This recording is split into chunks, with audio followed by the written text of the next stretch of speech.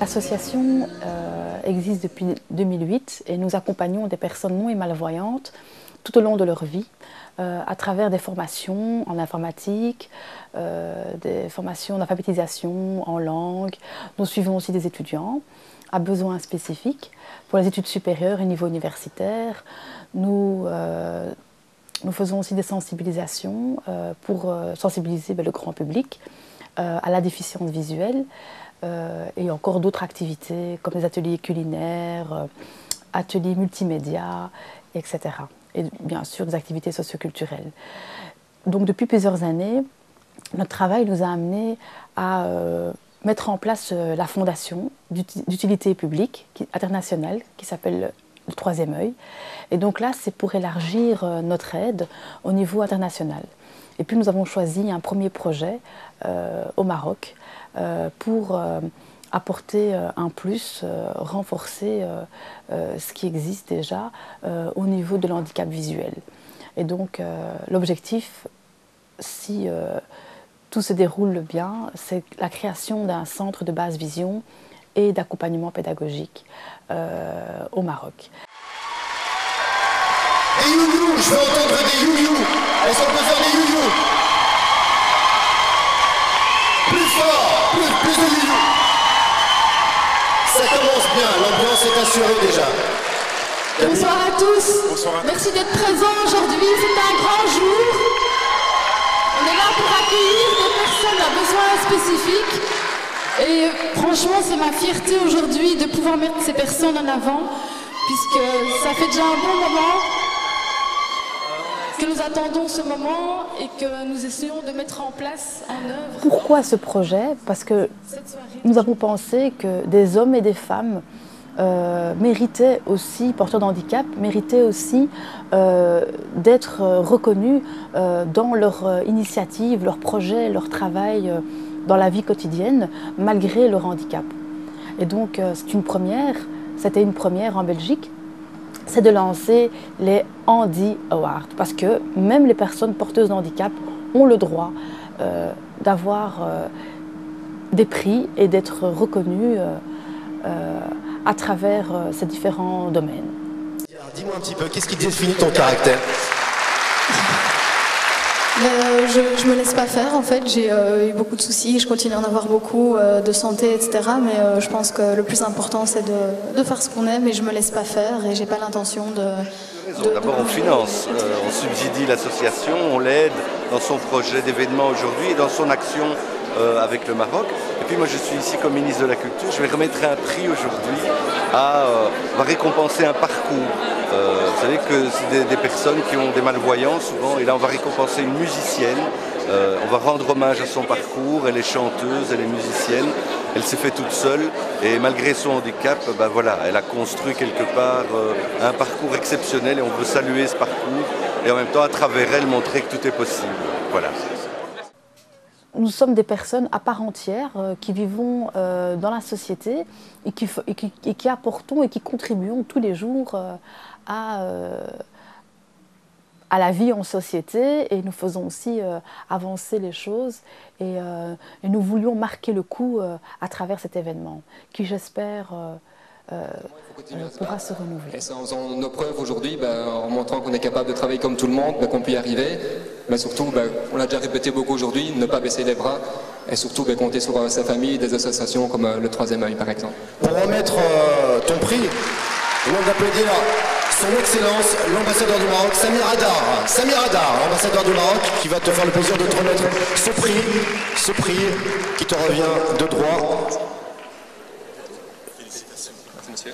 Félicitations à vous. Toujours difficile. La marocaine. Voilà, félicitations. Merci Walid. Que vous dire?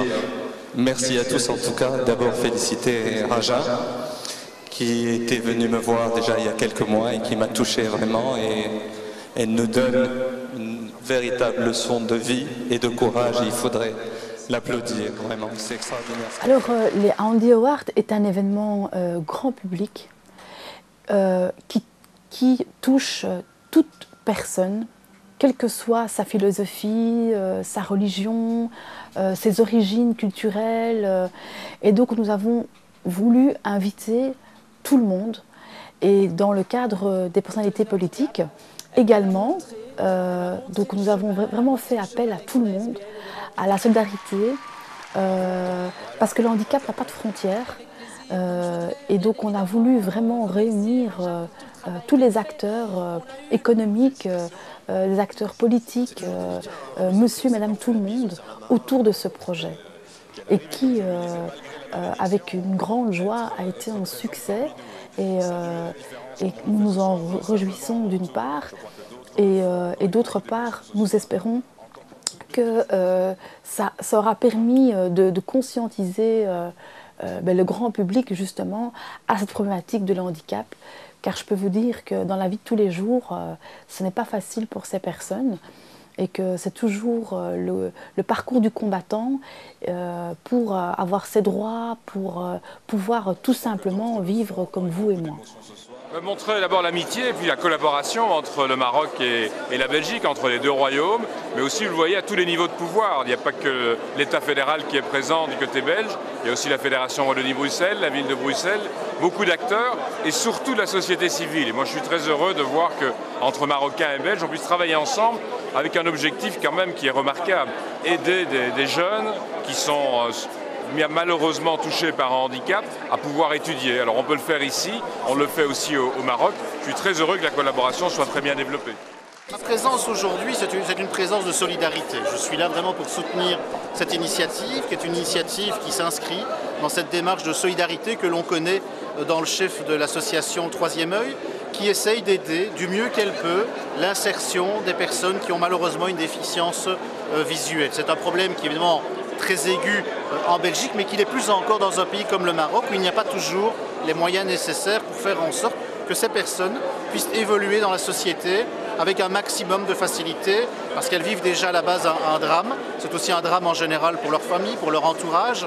Et une démarche comme celle-ci, qui souhaite soutenir un projet pour créer une infrastructure au Maroc, pour pouvoir accueillir des personnes qui souffrent de ce problème, eh bien, ça va évidemment dans le bon sens et on doit le soutenir. Alors, le jour J est arrivé, le 18 mai. Nous avons mis en place 2 événements. Le premier, c'est les Handy Awards. Donc, c'est la remise des prix à des personnes talentueuses, porteurs de handicap, tout handicap confondu. Et les catégories primées étaient la culture, le sport, l'éducation, le travail, l'homme de l'année, la femme de l'année et le prix du mérite également. Et aussi, nous avons fait une surprise. Nous avons désigné 2 personnes qui œuvrent de toute leur vie dans le domaine de l'handicap. Et donc, eux aussi, ils ont eu le prix d'excellence. Mais pourquoi il y a autant de politique? Je vais vous dire, c'est pas seulement à cause des prix. Alors tout le monde a beaucoup félicité Raja, mais il faut savoir que comme politique, on n'a pas le choix avec Raja Jabour. Parce qu'elle est tellement le pied dans la porte à chaque moment, à rappeler tout le monde pour venir. Et donc, ce soir, j'ai pas envie d'avoir une pensée pour Raja Jabour, parce que ça, tout le monde l'a fait. Je voudrais dire que j'ai beaucoup de pensées aussi pour la famille de Raja Jabour, parce que les sœurs de Raja Jabour, les parents, ils ont dû déguster, je pense, ça fait un mois qu'ils ont dû déguster, ils sont tous... C'est vrai que, étant l'organisatrice de cet événement, donc des Handy Awards, je l'ai vécu un petit peu plus dans les coulisses. Donc, ça a été très dur, mais quelle satisfaction.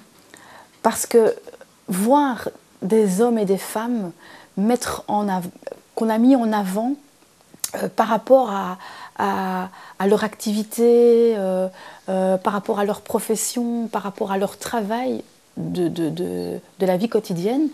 En tout cas, pour moi personnellement, il y a eu des moments très forts. Je vais donner un exemple concret.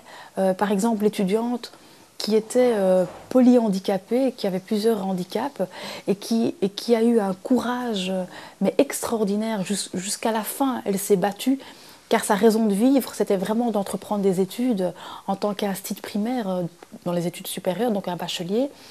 Et donc j'ai personnellement suivi cette jeune fille et qui est malheureusement décédée fin janvier. Et ses parents, frères et ses frères étaient présents à l'événement. Et voilà, pour moi c'était un événement plein d'émotions.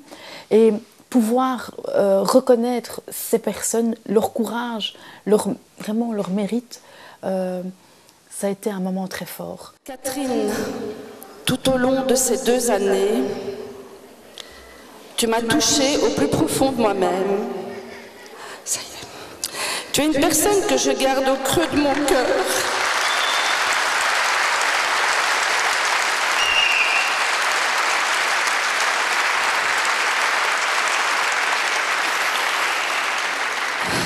Tu es une personne que je garde au creux de mon cœur.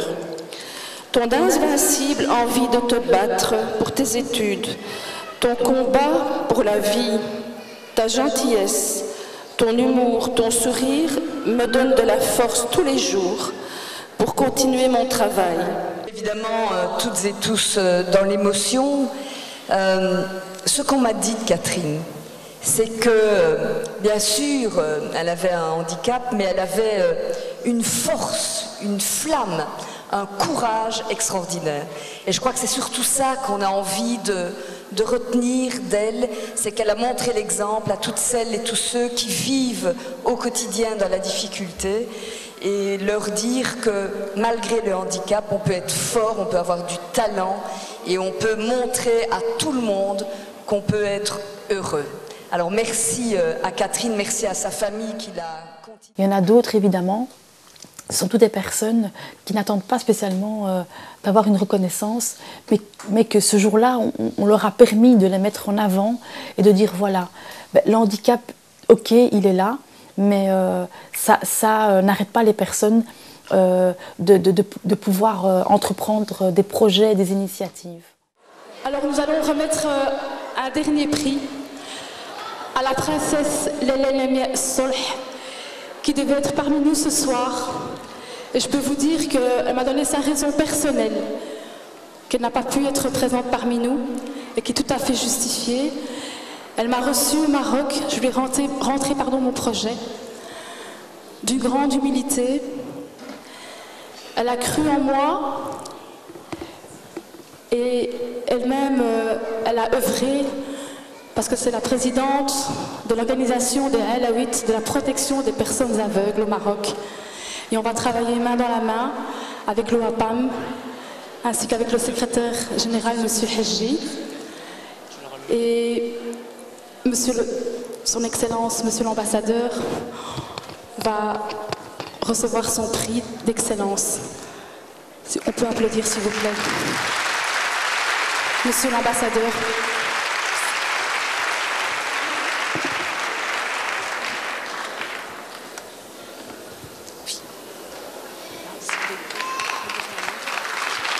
Merci.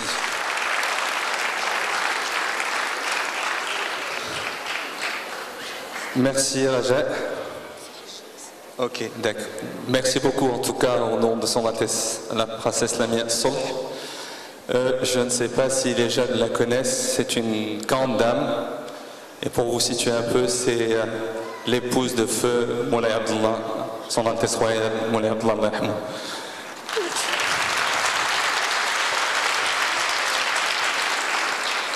C'est une dame qui a dédié sa vie à cette noble cause, avec beaucoup d'humilité, beaucoup de discrétion, beaucoup de retenue, mais avec un engagement et un cœur exceptionnel. Et je pense que Raja a eu l'occasion de le vérifier quand elle a eu l'honneur et le plaisir d'être reçue par son Altesse royale.